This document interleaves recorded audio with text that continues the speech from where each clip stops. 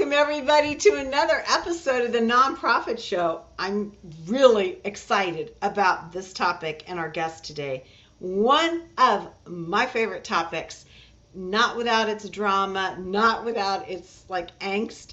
And so we're going to get into it and we're going to really dig down and say, are you engaging your board in fundraising? And what does that look like? We have Anne-Marie Surovi, CFRE, coming to us as the Director of Advancement from Easter Seals in Eastern Pennsylvania.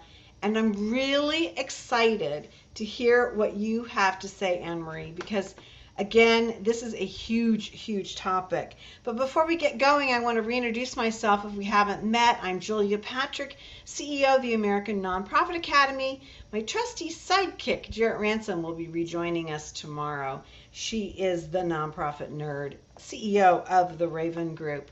We also want to make sure that we extend our amazing and humble gratitude to all of those that have sponsored the Nonprofit Show. Many of these folks have been with us since day one, so we want to give a shout out to Bloomerang, American Nonprofit Academy, Your Part-Time Controller, Be Generous, Fundraising Academy at National University, Staffing Boutique, Nonprofit Thought Leader, and Nonprofit Nerd. And we now have more than 600, I think close to 650 full episodes, a little over 950 snippets or clips that you can get to. So if it's 2 in the morning and you're wondering, what in the heck did Anne-Marie tell us about engaging our boards? You can go on to Roku, YouTube, Amazon Fire TV, or Vimeo. You can also download us and queue us up on your favorite podcast platform. All of our episodes are now available in podcast format. Okay, Anne-Marie, I am so interested in talking to you. But first, talk to us a little bit, if you can, about Easter Seals and what you all do, especially in your community.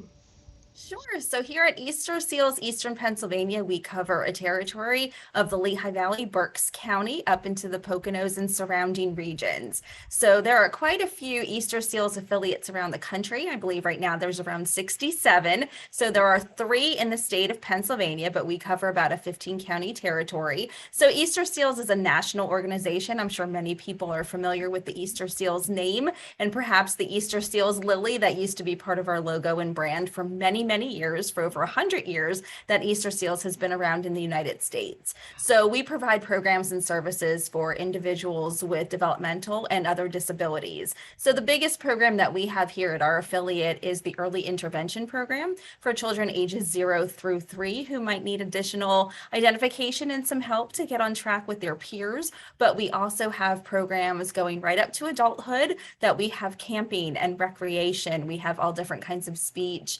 therapy, physical therapy, occupational therapy, both in the home and in our centers. We have respite care. We do employment preparation. So we really run the gamut in being able to help our individuals that come to us have their best possible life and reach all of their goals. So we serve about 3,000 individuals. We are a small but mighty affiliate here in Eastern Pennsylvania, and so very proud of the innovation and inclusion that are part of our mission and have been since Easter Seals started, and our particular affiliate has been in the community for over 90 years. Holy cow! Yes. That is amazing. I mean, I haven't been with Easter Seals for 90 years, but well, that's I was going to say, working there does something good for your skin, if that's the case. There you go. Hey, so within the 60 plus chapters, are Yes. you one of the originals? We are definitely one of the early adopters of the Easter Seals brand. So they started as an organization back in the early 1900s that was focused on, at the time, what they called crippled children. And it basically evolved over time. And then, of course, the Easter Lily. And we became Easter Seals by the fact that some of the early fundraising for the organization was generated by selling seals, little stamps to people that had the Easter Lily on them. So that's where where the name came from. We went through a little bit of a rebranding a few years ago, again, to get away from that Easter lily and go to that fun sunburst rather, that, kind of shows you the hope of tomorrow. And that was just a really important concept for Easter Seals to share on a national level with all of the affiliates. So it's been fun to see that rebranding too, and be able to use that as a way of introducing and reintroducing people to Easter Seals. Right. Well, because those of us of a certain age, certainly I remember buying those, and my grandmothers always did, and my mom, and then they went out on the Easter cards and the Yes, correspondence that and we we would still do. have them. We Do absolutely still you? have them. We share them with our donors. It's just part Wow. of something that has, been a part of our brand for so many years. And when we celebrated our 100th anniversary a few years ago, they brought those back in some ways. So we have them. And when we send out acknowledgement letters, we make sure to still include them so we can honor the heritage and the history that was Easter Seals and continues to be as we build upon that. Amazing. Well, Anne-Marie, I can't wait to have this conversation because, as I mentioned in the green room chatter, I do a lot of board work, and I just am fascinated by, I'm going to call it straight out, the drama of board Yes. and fundraising. So Yes. I'm going to ask you this question right off the bat, and I'm going to ask you, do board members truly understand fundraising? And I would add, and their role in it. I would say no, but there are some simple steps that you can take to make sure that we're educating and reinforcing. So, one of the things that I say is when you're recruiting for board members for your organization, you are not doing them any favors by not outlining your fundraising goals Okay. and your expectations of the board member right off. Certainly we always talk about the mission, how they're going to support that with governance and oversight, but sometimes we step around the fundraising because it is such a difficult topic and we're afraid we're going to scare some folks away who don't want to do the ask and who don't want to participate. But we've developed a recruitment piece that outlines that, and we make sure that when we're having conversations with people about joining a committee or joining the board, that we are outlining those expectations right from the beginning so they understand that they do have that give and get role to play as a member. I think a lot of them, just they look at the organization, they understand it's a nonprofit, so they know that fundraising is important to the Yeah. organization. But I think they certainly join it on the basis of you do good work and I want to support that. But as soon as the topic of fundraising comes up, I think it definitely changes the tone of the conversation. So, Anne Marie, as somebody that's involved in fundraising and you have that coveted CFRE, designation, do you find that a lot of board members are like, oh, that's Anne Marie's job, not Yes, mine? I have had that. I've had people that have definitely put that back onto the development departments. We are very small, like I said, small but mighty. Our team, basically my team consists of myself, our fundraising assistant, and we do have a grant writer and events logistic person, but I'm really responsible for all of the individual and corporate giving and kind of oversight of the board in terms of their giving. So I definitely think there's kind of that automatic thing. Well, the staff person's going to handle that. But really, at the end of the day, it needs to be a partnership because one person in a development role or even a couple people in development roles cannot cover all of the bases. And we need those board members to be utilizing their circles and their contacts and opening doors for us to get in front of new people. Now, how do you, like, when we started off the question, do board members truly understand fundraising?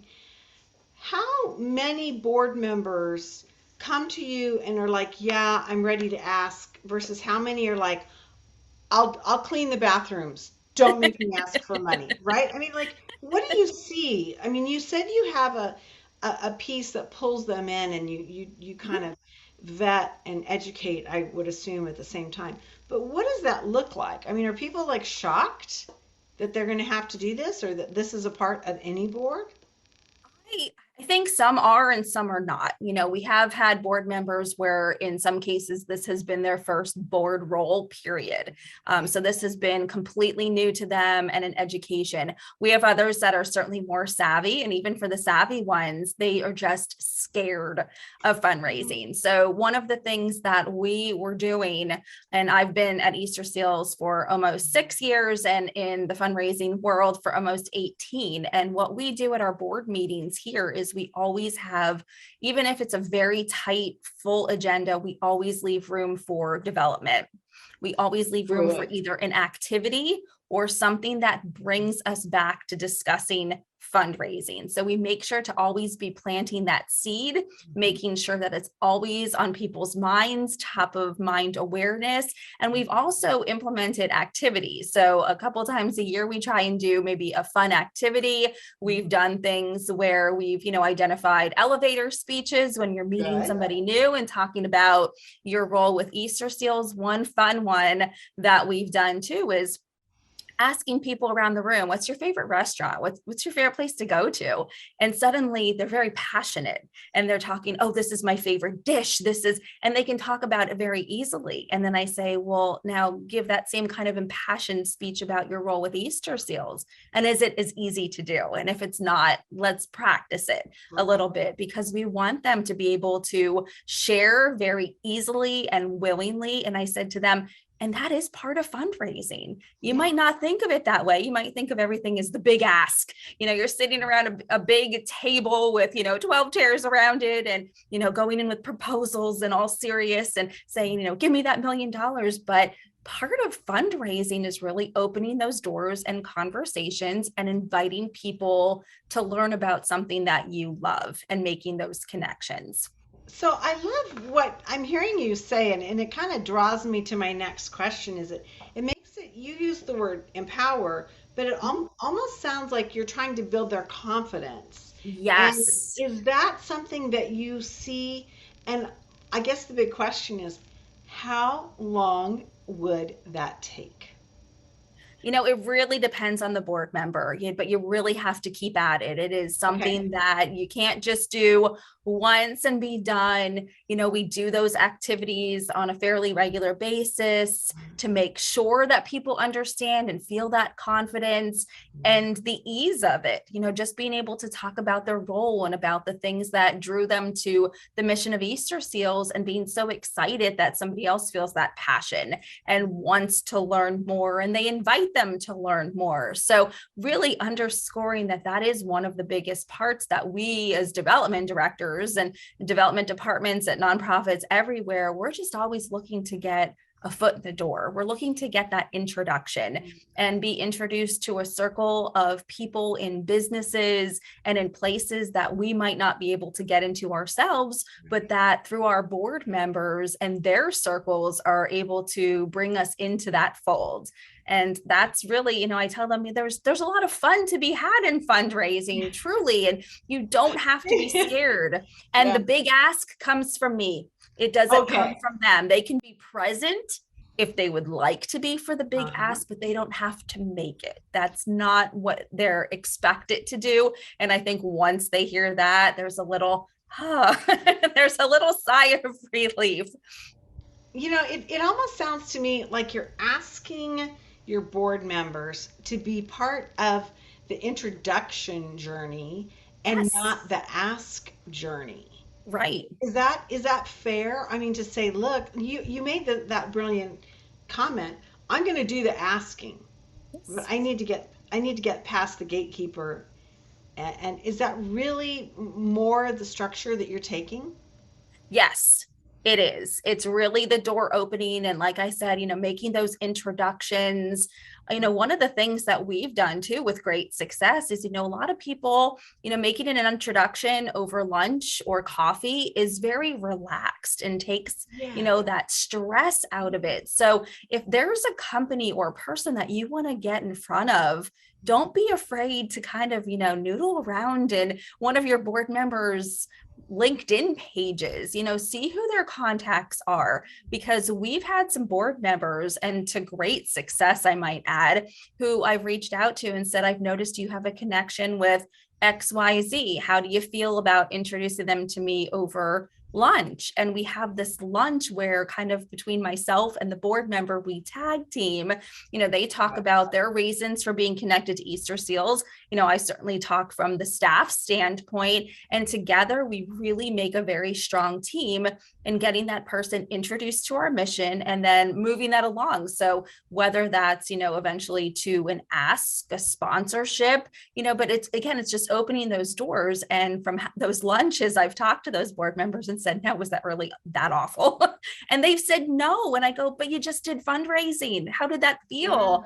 And they felt very good. And like I said, it's led to a lot of really great successes and new great relationships with Easter Seals. So walk me through that. I mean, when you do you have, I've been on boards where at the start of a meeting, where there's like a target list and it literally on a piece of paper, it goes around and everybody's like, who do you know anybody on this list that you could help make an introduction? Or you used, LinkedIn as an example of doing some of your homework, but how do your board members come to you with this information? Are they saying, "Hey, my neighbor's the head of this bank," or are you finding that you have to push them more? It's both. It really is Okay. both. I think now that, we definitely have some board members who've been with us for a while and have, heard the rhetoric and worked through, several of these exercises with me and with our team. They have sort of that mindset now where they're saying, hey, I know so-and-so, they're the head of, and, they're really looking to take on a new nonprofit. They have a foundation. I really think that this would be a great opportunity. So it really is a mix of both. Again, it's doing my homework. It's, keeping my eyes and ears open to what's going on in the community, listening to, other sponsors, reading the local business journal, reading the local newspaper. I mean, I can't emphasize those enough, that there's a lot of really great information in all of our local publications that you can look through. New businesses coming into the area, businesses expanding, purchasing other businesses. You really can get a wealth of information. So that's my little plug for local publications and newspapers. But yeah, it's definitely a combination between the board. They've been coming to us with some really great leads, and likewise, when I see something and I can go to them and ask them for that introduction, 9 times out of 10 we're able to get it. I don't think any person that we've approached at a business or as an individual about a lunch or a coffee and having that general meeting, I don't think any of them have said no. And if they have said no, it was a matter of timing and not lack of interest. So I think that that's been very telling. Absolutely.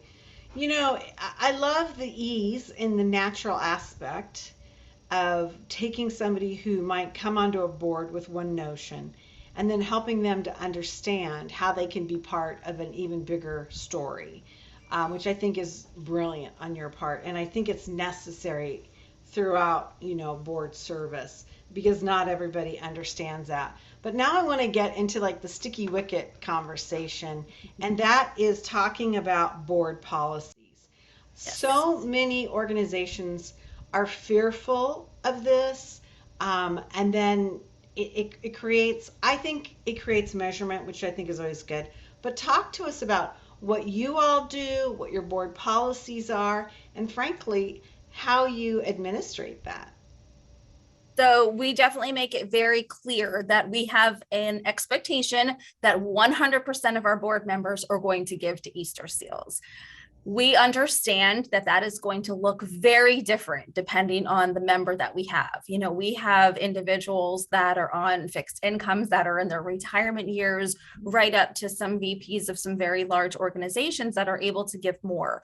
What we outline when we talk about our board giving campaign is we would love if every board member would aspire to our President's Council giving level, which is $1,000 Mhm. for an individual or couple over the course of a 12-month period. Again, we understand that $1,000 can be a real stretch for some of our board members, but then again, we have some board members that $1,000 isn't that much of a stretch. So what we reinforce is meaningful giving. So as a board member of Easter Seals, are we among your top 3 nonprofits that you support during the year? And I we think that love that's that. reasonable. And so I that's what we love. underscore all the time, a meaningful gift. So Mhm. something that you feel is a stretch for you, but is something that's, really important. So we don't want to scare anybody with that thousand. So as soon as that comes out and I see the look in some people's faces where it's like, well, I can't do that. But I say, what is meaningful? And if you can aspire to that over the course of your board membership, we would certainly love that. But if not, there are certainly other ways to help our organization. If it can't be out of your own pocket, but your business can do a matching gift, other people and can help us raise money, that's how we can make up the difference. And once people hear that, they feel very settled. And we feel that those are very fair and reasonable expectations. And I've had conversations with colleagues in this area and in other areas of the country where they say, wow, 1,000, ours is 2,500. So I feel that we're in a very realistic place for where we are and for what we consider major gifts. And like I said, the board has, been universally responsive to that, and no one has balked at that. And we brought a few new board members on over the course of the past 6 months or so, and each one of them has been completely on board with those expectations. Have you ever looked at the concept of scholarshiping? Maybe so that you can get younger or different types of people. I think, Yeah, we definitely would love to be able to do yeah, that, because diversity on our board is certainly yeah, something very, very important that we've been working towards the past few years. So whether it's diversity in age or backgrounds, right, color, yeah, disability, because we're a yeah, disability because organization. yeah, But yes, to be able to get younger folks on who, certainly that 1,000 would be way, out of their range right now to be able to participate. But yeah, I love that. I love yeah. that idea. I think it's a really strong idea. I think because so many, to your point, you might have somebody that's like $1,000. Shoot, that's like snippety snap easy. But yeah, I think that that concept is something to really look at, and especially when you have that struggle with attracting younger board members who are new in their careers and or new have a new family, and to your point, that $1,000 or 2,500 or whatever might seem like a lot. So it really very, very interesting. I'm fascinated by this journey that you've been talking about. I love that you do these exercises. My last question to you is, how much reporting and reporting against your goals is given to the board members? Does that go under the CEO or executive director dashboard report, or is that all on you? That's all on me, and I'm so pleased to be able to do that. So we have currently 5 board meetings a year. Okay. We have development committees that meet on a regular basis, so they are constantly in the know. That's something that I prepare is kind of that quick snapshot dashboard so I can compare. So whether we're looking at an event, we're looking at our annual giving campaign, anything that they're working on, they have a designated board giving campaign as well. They're constantly being updated on progress to goal. And likewise, when we exceed that goal, we also celebrate together too, Good. because I think that that's something that's super important too, is, we're relying on the board for so much and for those individual gifts. And I think when we reach the goal, we just kind of, put that in our back pocket and say, good, we got there. But if Right. we're not celebrating that together, it's really not motivating. And I think that, certainly in this day and age, and so many nonprofits are really being impacted since COVID, I think all of those celebrations need to be had wherever those wins can be found. I love that you brought that up because, to your point, it just seems like a drudgery if you're just, you always have another thing you're trying to tackle and you forget about it. Another question, before I let you go, because our time is almost up, but how has, the work from anywhere, the digital nature of having board meetings, how has that impacted this training and making board members more present with the concept of making introductions? I mean, frankly, there are a lot of people that are still not excited about having lunches out. Yes, no, you're right. In fact, we just had our first board meeting back in person a few weeks ago, which was super exciting. What's nice is that even prior to COVID, our development committee meetings had been held over Zoom just because the area in which we cover, and making it easy for everyone to not have to travel and be able to fit it more readily into their schedule. So a lot of them kind of were already in that space, which made the transition to the virtual board meetings a little bit easier. The introductions were still coming during COVID. They were just in a different way. There were a lot of phone calls. There were a lot of emails going back and forth. So we made that work. But I think a lot of our board members just, by representation of how many of them were able to join us in person at this, first meeting that we actually all sat in the room together and enjoyed a meal and a meeting together. I think our board members are really back in that space where they're ready to be out and they are ready to include Easter seals in that journey. I think we have maybe one board member who still isn't in that place yet just because they have an immunocompromised person in their family, which we can all appreciate and understand. So I think, there's gonna be an outlier, I think, in every group, of course, but she's certainly still willing to help out where she can. And, when she does show up at something, she just shows up masked and, a little bit distant. And we love that, everybody's still, together, but our board is definitely ready to be back, I I think. love it. I love it. Well, and I've got to believe, Anne-Marie, that part of that is your, I don't know, your spirit of inclusion and getting everybody on the same page. And, I feel like board members, they want to serve, they just don't always know how.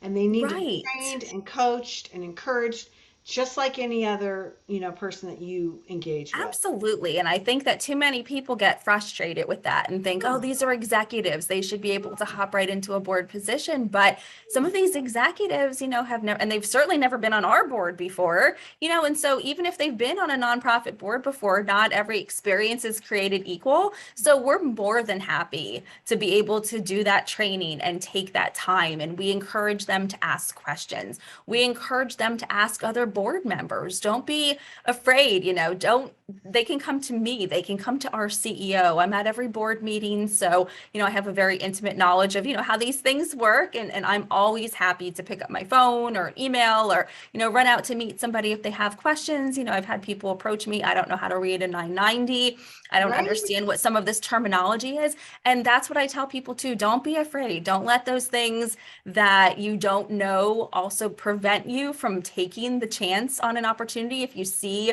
there's an opening on a nonprofit board and you love that nonprofit and you love that mission and you want to be a part of it, but there's things that you don't understand, don't be afraid. Don't be afraid. Honestly, we are all here to help and to help our communities, to help our organizations. I mean, you might, like I said, there's always an outlier in a group. There might be somebody who goes, I don't have time to help, but I'm always ready to help. And again, you don't know what you don't know. And like you said, it's like a new job. Everybody has some on the job training and learning, but I think our board is definitely a great group and they're inclusive and helpful and they've all been there and done that before. So they're available.